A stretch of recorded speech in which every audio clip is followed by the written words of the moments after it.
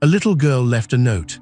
On the bike of a dangerous man. That single piece of paper shattered his world, forcing a killer out of the shadows and into an impossible choice. One wrong move could reignite a war. If you're new here, subscribe and comment your location. Now let's begin. The chrome on Doc's motorcycle was cold under his fingers. He sat on it like a statue, parked in his usual spot across from Oakwood Elementary. The schoolyard was a riot of color and noise, kids screaming, laughing, chasing balls. His eyes, hidden behind dark sunglasses, tracked only one, a little girl with two blonde braids, wearing a bright yellow backpack, Lily. She was the reason he came here every Tuesday and Thursday. It was his penance, his secret. Doc, a full-patch member of the Reaper's Sons, a man who commanded fear with a glance, was paralyzed by a guilt that sat in his gut like a stone. 2 weeks ago, a deal with a rival crew, the Iron Wolves, had gone hot, bullets flying in a dusty warehouse. He'd fired to protect his brother Mark. The man who fell was named Daniel, Lily's father. He didn't have to come. The war was technically over, the wolves were broken, their territory absorbed. But the image of the man's eyes, wide with shock, wouldn't leave Doc. And then he'd learned about the daughter. So he came, he watched. He made sure she got to school safe, that she left with her mother, a woman named Elena who now had shadows permanently under her eyes. Today was different. The final bell rang and the children poured out. Lily usually went straight to the waiting minivan, but today she paused on the sidewalk, her small head turning. She looked right at him. Doc's breath hitched. She couldn't possibly recognize him. He was just a man on a big, scary bike, a fixture she'd maybe noticed before. But then she started walking, not to the minivan, straight toward him. His blood turned to ice. Every instinct, every rule of his life screamed at him to kick the engine to life and roar away. This was a line he could never, ever cross. Exposure, connection, it was deadly, but his body wouldn't obey. He was frozen, watching this tiny, brave figure march into his world of leather and sin. She stopped a few feet from his front wheel. She looked so small, she didn't say a word. From the pocket of her jeans, she pulled out a piece of folded pink paper and a tiny, sparkly butterfly pin. With a seriousness that broke his heart, she leaned over, pinned the note to his black leather seat, then turned and ran back to her mother's van, not looking back once. The van drove off. Doc sat there, the world buzzing around him but sounding muffled like he was underwater. His heart hammered against his ribs. This was it, the curse, the drawing of a grave, the word murderer in a child's scrawl. He'd expected it, deserved it. He forced a gloved hand to move, plucking the pin and the note free. The paper smelled faintly of strawberries. He unfolded it slowly. The handwriting was careful, with round, looping letters. It read, "Thank you for the flowers on Daddy's grave. Mom says they were from a secret friend. Are you him?" The world stopped. The air left his lungs in a painful rush. He read it again and again. The words blurred. The flowers. Every Sunday before dawn, he drove to the cemetery on the other side of town. He'd leave a simple bunch of white daisies on Daniel's headstone, still fresh, the dew on them. He'd never signed a card. He didn't know why he did it, only that he had to. A secret penance, unseen, he thought. A transaction between him and a ghost. But she had seen, she knew. "Doc," a voice crackled in his earpiece. It was Mark, his second, watching from a car down the street for security. "You good, brother? What did the kid want?" Doc's throat was too tight to speak. He just stared at the pink paper, at the innocent question that felt like a knife twisting in his soul. "Are you him?" "Doc," Mark's voice was sharper. "It's nothing," Doc finally managed, his voice gravel. "A drawing, kid's stuff." The lie tasted like ash. He carefully, reverently folded the note and tucked it inside his cut, right over his heart. "Let's roll." Back at the Reaper's Sons clubhouse, an old, fortified auto body shop, the noise was a physical thing. Pool balls cracking, the growl of classic rock, the boisterous shouts of men who own the night. Doc moved through it like a ghost, the note burning a hole in his chest. "You're brooding," said Jessica, a woman with sharp eyes and a sharper wit who handled the club's books. She slid onto the stool next to him at the bar, nudging a beer toward him. "More than usual. School run get you down." He gave her a look that usually made people back off. Jessica just smiled. "That bad, huh? What, did the teacher give you a timeout?" A laugh, unexpected and rough, barked out of him. The absurdity of it, Jessica's joke, the pink note in his pocket, the reality of his life, created a weird, light moment. "Something like that," he grunted. But the humor died fast. Later, in the silence of his room above the garage, he took the note out again. "Are you him?" It was an invitation and a condemnation all at once. To say yes was to step into the light, to face the woman whose life he ruined, to look into the eyes of the child he made fatherless. It was impossible. Yet, to ignore it, that felt like a deeper kind of sin. For 3 days, he was torn. He didn't go to the school. He tried to lose himself in club business, collecting protection money from their bars, overseeing a shipment of auto parts. But his mind was always across town, on a little girl with braids and a grave with daisies. On the 4th day, he found himself at a 24-hour grocery store at 2 in the morning, staring at the flower cooler. He bought 2 bouquets, one of daisies, one of pink carnations, because they looked cheerful. He drove to the cemetery, the empty streets a mirror of his hollowed-out feeling. He placed the daisies on Daniel's stone as usual. Then, clutching the carnations, he walked to a newer, smaller stone a few plots away. It belonged to his sister, Rose, leukemia 5 years ago. He came here when the weight of the life he'd chosen got too heavy. "I don't know what to do, Rosie," he whispered to the cold granite. "This kid, she's asking for an answer. What answer can I possibly give?" The wind rustled the leaves, offering no reply. He drove away as the sky lightened to gray. The next afternoon, he was back on his bike, across from the school. He told himself he was just checking, making sure the wolves weren't causing trouble for Alina. It was a thin excuse. He saw Lily, playing alone on the swings after school, waiting for her mom who was probably stuck in traffic. The note was in his pocket, and in his other pocket, a simple, unmarked white card. He watched her for 10 minutes. Then, before he could overthink it, he got off his bike. The action felt monumental, like stepping off a cliff. He crossed the street, his boots heavy on the asphalt. The playground went quiet. A few mothers gathered their children closer, eyeing the large, leather-clad man with wary looks. Lily saw him coming. She stopped swinging, her feet dragging in the dirt. She didn't run.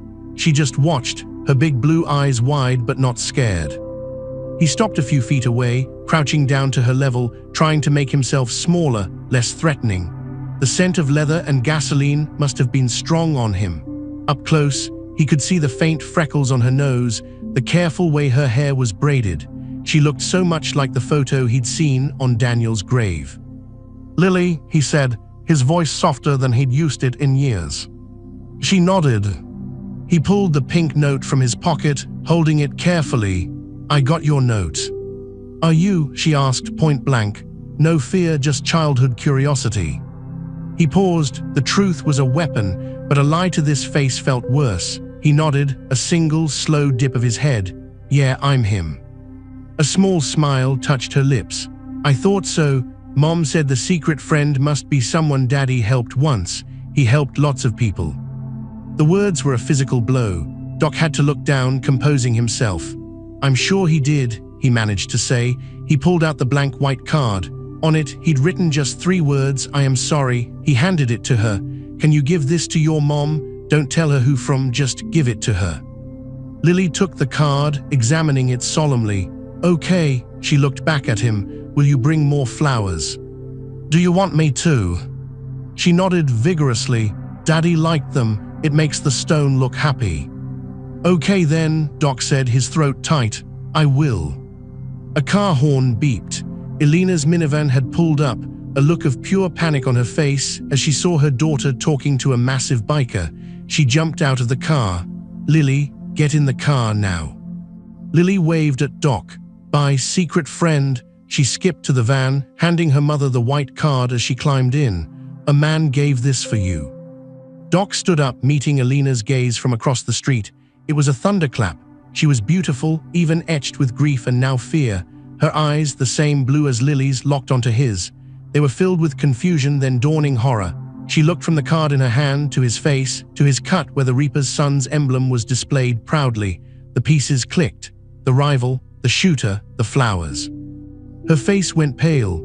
She clutched the card like it was on fire, shoved Lily into the car, and sped off. tires squealing. Doc stood there feeling exposed and sick. He'd done it now. The shadows were gone. The clubhouse was in an uproar. News traveled fast on the street, and the fact that Elena had been seen speeding away from Doc, her face a mask of terror, had already reached the ears of Paul, the Reaper's son's president. A meeting was called in the war room, a back office lined with maps and surveillance monitors. Paul, a bear of a man with a grizzled beard, slammed his fist on the table. "Have you lost your damn mind, Doc? Consorting with the Wolf's widow in public." Doc stood stiffly, his arms crossed. "It's not consorting. The kid left a note on my bike. She knew about the flowers." Mark, leaning against the wall, let out a low whistle. "The flowers? You're the one who's been doing that. I thought it was some old girlfriend." "It's penance," Doc said, his voice low. "Penance gets you killed," Paul growled. "It shows weakness. The wolves might be broken, but strays are still out there. If they think you've gone soft for this woman and her kid, they'll use it. They'll target her to get to you, or worse, they'll think the Reaper's sons are vulnerable." "The kid's innocent," Doc argued, a heat in his voice that surprised even him.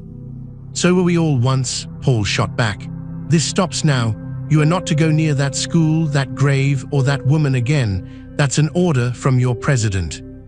The room was silent. The other senior members, James, David, Big Mike, watching, their faces grim. This was the life. Orders were law. Doc gave a single sharp nod, his jaw clenched so tight it ached. He had sworn allegiance to this club, to this brotherhood. It had been his family since Rose died. To disobey was unthinkable. But that night, the note and the image of Elena's horrified face haunted him. He'd written, "I am sorry," but it was nothing, a drop in an ocean of pain. He'd put her in danger just by acknowledging her. Paul was right. His secret penance had now painted a target on her back. The only way to truly protect her was to stay away. He tried. For a whole week, he threw himself into work. He oversaw the collection from their protection rackets with a cold efficiency that made even seasoned bookies nervous. He negotiated a new deal for illicit car parts with a supplier from the next state, his focus intense. But every quiet moment was filled with the thought of Lily wondering why the flowers had stopped, of Elena reading that worthless card. On Sunday morning, before dawn, the urge was a physical pull. He fought it, packing his room. He'd been ordered. It was for their safety. Yet the idea of that headstone standing bare, of Lily's hope fading, felt like a different kind of betrayal. He made a decision, one that twisted his stomach with risk. He didn't take his bike. He took an old, unmarked sedan they used for discreet jobs. He wore a plain hoodie, the hood pulled up. He drove to a different florist, 20 miles out of town. He bought the daisies and on impulse, a small potted sunflower, a living thing. The cemetery was shrouded in mist. He parked far away and approached on foot, his senses hyper-alert, scanning for any sign of threat, any other mourner. He was alone with the ghosts. He placed the daisies quickly. Then he set the little potted sunflower carefully at the base of the stone. It was bright, stubborn, like Lily. He turned to lave and froze. Elena was standing at the edge of the path, 20 yards away, shrouded in the mist like an apparition. She was holding a single red rose. She must have come from the other direction. She saw him. There was no van to escape to this time, no child to bundle away. It was just them in the silent city of the dead. For a long moment, neither moved. The air between them was charged, thick with everything unsaid, grief, anger, fear, and that inexplicable, terrible connection forged by a bullet. Doc slowly pushed his hood back, offering no more disguises. She didn't run. She walked toward him, each step deliberate. She stopped a few feet from him, her eyes on the fresh daisies and the cheerful sunflower. Then her gaze lifted to his face, searching, probing the hard lines for the man who left flowers. Why? Her voice was a raw whisper, shredded by tears and rage. He had 100 answers from his world. Business, respect, a deal gone wrong. None of them would fit in this sacred, awful space, so he told a sliver of the truth. "I didn't know about you or her, not until after." "And that makes it better." A tear escaped, tracing a path down her cheek. She didn't wipe it away. "No," he said, the word absolute. "Nothing does. The flowers, they weren't for him, not really. They were because I couldn't look at myself in the mirror. She absorbed this, her eyes dropping to the rose in her hand. He brought me a rose every Friday from the gas station. It was stupid. They'd wilt by Monday. A sob caught in her throat. I missed the stupid things. Doc had no words. He just stood there, a monument to her pain. Lily asks about you, Elena said, her voice hardening. The secret friend. She doesn't understand. She thinks you're a good man who did a nice thing. What am I supposed to tell her? That the man who murdered her father is the one leaving pretty flowers? Tell her the truth, Doc said, the idea forming as he spoke it. Tell her I'm a bad man who is trying to do one good thing. Tell her to stay away from men like me. Elena shook her head, a bitter, broken sound that was almost a laugh. You think it's that simple? You stepped into our world. You answered her note. You're in her head now, and mine. She looked at him, and the charge between them shifted, becoming something even more dangerous and complex. There was hatred there, yes, but also a terrifying curiosity. This was the man who had altered her universe. He wasn't a monster in a story. He was a man with regret in his eyes, bringing sunflowers to a grave. The club has ordered me to stay away, Doc said, needing her to understand the danger. They think my coming here puts a target on you. They're probably right. There are still wolves out there looking for a way to hurt my club. You and Lily, you'd be away. Fear flashed in her eyes, real and immediate. She understood the streets. She'd been married to them. So what? We just live looking over our shoulders forever. I can protect you, he said, the words leaving his mouth before he could consider their weight. Not from close, from a distance. I have resources. I can have men watch the house, make sure no one bothers you. I don't want your protection, she spat. I want my husband back. I want my daughter to not have nightmares.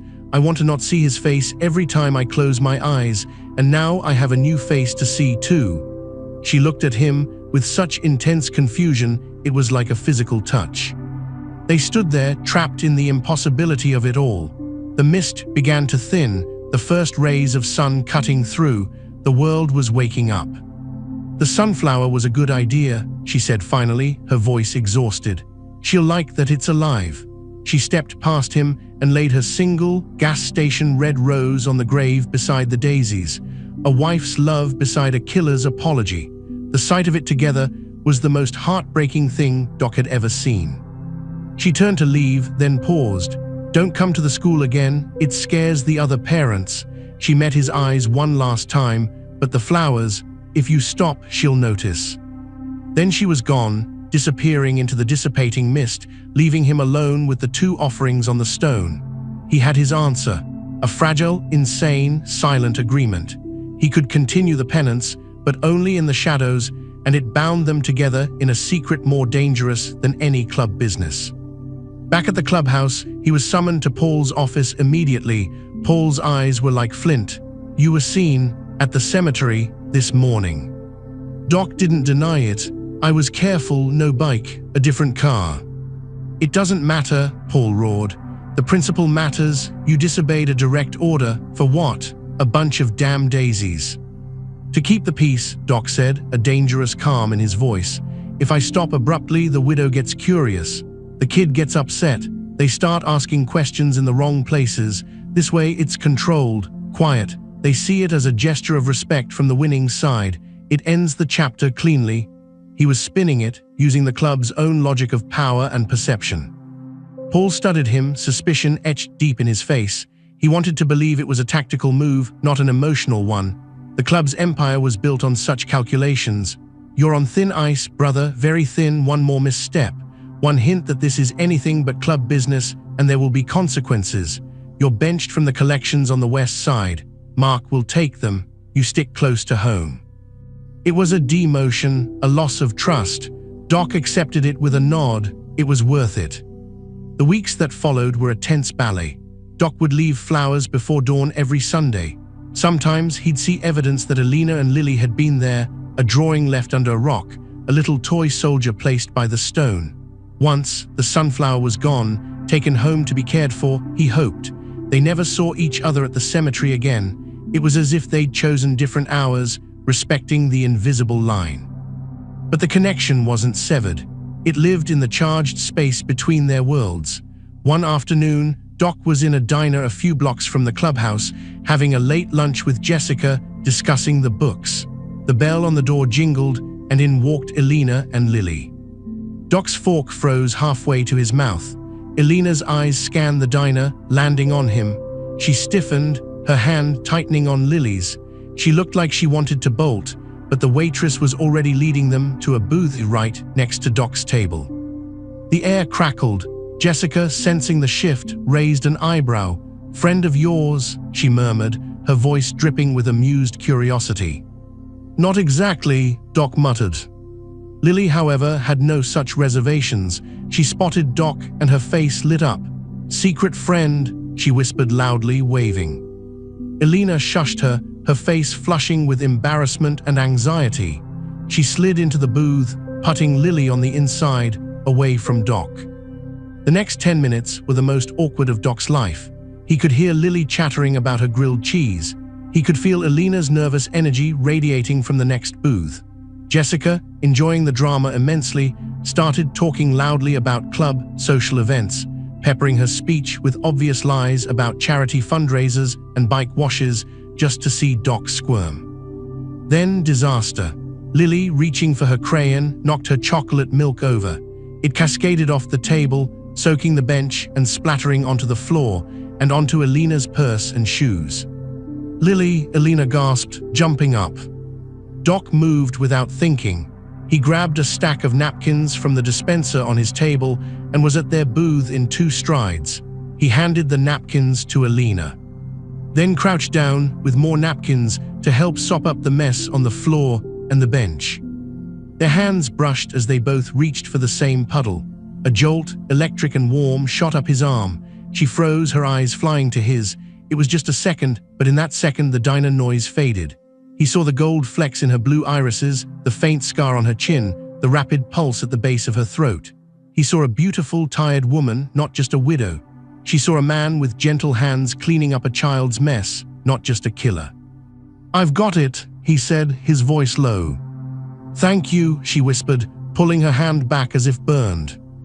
He finished cleaning, tossing the soggy napkins. Jessica was watching the whole scene with the focus of a hawk, a slow smile spreading on her face. Doc ignored her. He looked at Lily, who was near tears. "It's okay, kid. Happens to the best of us. I spilled a whole milkshake once. Bigger mess than this." Lily gave him a wobbly smile. "You did?" "Sure did, all over my friend's bike seat." He was not happy. He threw a glance at Jessica, who snorted. The tension broke just a little. Elena managed a small, shaky breath. "Thank you," she said again, more firmly this time, meeting his eyes. It wasn't forgiveness, it was just acknowledgement. He nodded and went back to his table. Jessica leaned forward, her voice a playful hiss. "Oh, you are in so much trouble. That's not just penance, Doc, that's a spark, and Paul is gonna smell the smoke." "Shut up, Jess," he said, but there was no heat in it. He could still feel the ghost of her skin against his. Later that night, at the clubhouse bar, Mark sidled up to him. "Heard you had a family outing at the diner." Word traveled fast. It was a coincidence. "In our world there are no coincidences," Mark said, his tone losing its usual joking edge. "Paul knows, he's not happy, and I'm not just talking about club discipline, Doc. I'm talking about you. This woman, she's getting under your skin. That's a vulnerability, a real one. What are you gonna do when you have to choose between her and the club?" Doc stared into his whiskey, the amber liquid holding no answers. Mark's question echoed the one in his own soul. He was balancing on a razor's edge, and he knew deep down that he couldn't stand in the middle forever. The empire of the Reaper's sons demanded total loyalty, and the fragile connection with Elena and Lily demanded a humanity he'd buried years ago. A war was coming, not with the Iron Wolves, but within himself. And the ceasefire, like all ceasefires in his life, was terrifyingly fragile. The end came not with a bang, but with a note. Another one, left not on his bike, but slipped under the door of the clubhouse office, a brazen move that meant she'd come right into the lion's den. It was from Elena. Her handwriting was elegant, unlike Lily's loops. "The sunflower died last night. Lily is heartbroken. She wants to know if the secret friend can help her plant a new one at the grave. She's asking for you. Be there tomorrow, 4 p.m., just you. It was a trap or a test or a miracle. Doc knew it could be all three. Paul had made his stance clear. Showing up was outright rebellion. But the thought of Lily's heartbreak over that little plant, a symbol he'd given, was a pain he couldn't ignore. He didn't ask permission. At 3:45 p.m., he rode out alone, telling Mark he was checking on a warehouse. The sky was threatening rain, the air heavy. He saw them from a distance, two figures by the headstone. Elena in a simple black dress, Lily in a yellow raincoat. They'd brought a small gardening trowel and a new, vibrant sunflower sprout in a plastic pot. He killed the engine and walked the last 100 yards, the silence profound. Lily saw him first and ran a few steps toward him before stopping, remembering her mother's tension. "You came." "I said I would," Doc said, kneeling. He took the trowel from her. "Where should it go?" They worked together, the three of them, a surreal and sacred picture. Lily directed, Doc dug the small hole, and Elena placed the delicate roots into the earth. Their hands touched again in the dark soil. This time she didn't pull away. The charge was still there, a live wire of grief and something else, something terrifyingly like the beginning of understanding. As Doc patted the soil firm, headlights cut through the graying afternoon. Two cars, not one. They rolled to a stop on the cemetery road. Men got out, not Reaper's sons. Two of them Doc recognized, stragglers from the Iron Wolves, men with nothing left to lose, their faces twisted with hate. They'd been followed. Paul's warning had been prophetic. Elena gasped, pulling Lily close. Doc stood slowly, placing himself between his women and the threat. He had no gun, he'd come in peace. The lead wolf, a gaunt man named Vince, held a tire iron. "Look at this," Vince sneered. "The big bad Reaper, playing gardener with our dead brother's family. You think you can just take everything, huh? His life, his territory, his woman." "This doesn't concern them," Doc said, his voice deathly calm. "Walk away." "Or what?" Vince took a step forward. "You're alone." But he was. The deep roar of motorcycles shattered the quiet. From the other side of the cemetery, three bikes came tearing over the grass. Paul, Mark, and James. They skidded to a halt, forming a line beside Doc. Paul's face was thunderous, but his presence was absolute. He glared at the wolves. "You're on our turf. You're threatening our brother. That's a fatal mistake." The wolves hesitated, outnumbered and outgunned. The standoff crackled in the damp air. This was the precipice. A single move would reignite the war. Then a small voice, "Stop it." Lily had wriggled free from Elena and stood, small and fierce in her yellow coat, facing the angry men. "You're being mean at my daddy's garden. Go away." The sheer innocent audacity of it froze everyone. Vince stared at the child, at the defiance on her face that was so like her father's. The fight seemed to drain out of him, replaced by a hollow shame. He looked from Lily to the stone, to the newly planted sunflower. He dropped the tire iron with a clang on the gravel path. "This isn't over," he muttered, but the words were empty. He and his men got back in their cars and left. The silence they left behind was heavy. Paul turned his stormy gaze on Doc. "You disobeyed, you drew them here." "They were already watching her," Doc said, not backing down. "I drew them to me, I ended it. Here now without a shot." Paul looked at Elena, who was clutching Lily, and at the fresh dirt around the sunflower. He saw the picture, not of betrayal, but of something else. Something that could, maybe, bring a different kind of peace to their streets. The empire was secure. The wolves were now truly broken, their last gasp thwarted. A public massacre at a child's grave was bad for all business. "Get them home," Paul said finally, his voice gruff. "Then you come see me." It wasn't forgiveness, but it was a stay of execution. Doc drove Elena and Lily home in silence. At their door, Elena turned to him. "You could have been killed." "So could you." "Why did you come?" she asked, the question hanging between them with the weight of the world. He looked at Lily, who was watching from the doorway. "Because she asked me to." He met Elena's eyes. "And because you let her." It wasn't love, not yet. It was a fragile, impossible bridge built over an ocean of pain, but it was a start. At the clubhouse meeting that night, Paul laid down the new law. The widow and the kid are off limits to everyone. They are now under the protection of the Reaper's sons, not because of him, he jabbed a thumb at Doc, but because it's smart business. It ends the old war for good. Doc, you're back on collections, but you stay clean with this. It's a truce, not a fairy tale. Doc nodded. It was more than he'd hoped for. The next Sunday at the grave, there were 2 bouquets, daisies from him, a single rose from her, and between them a thriving sunflower. Doc didn't hide in the mist. He stood there in the sunlight. A little while later, Elena arrived. They didn't speak. They just stood together, 2 wounded souls in the quiet, tending a fragile living thing in a garden of stone. The past was a ghost, the future a mystery, but in that suspended moment, there was a peace that left them both, for the first time in a long time, not speechless, but quietly, cautiously hopeful. Thank you for listening. Could an act of mercy ever be enough to atone for a lifetime of sin? Let us know your thoughts and tell us where you're watching from in the comments. Subscribe for more stories where impossible choices collide. Until next time.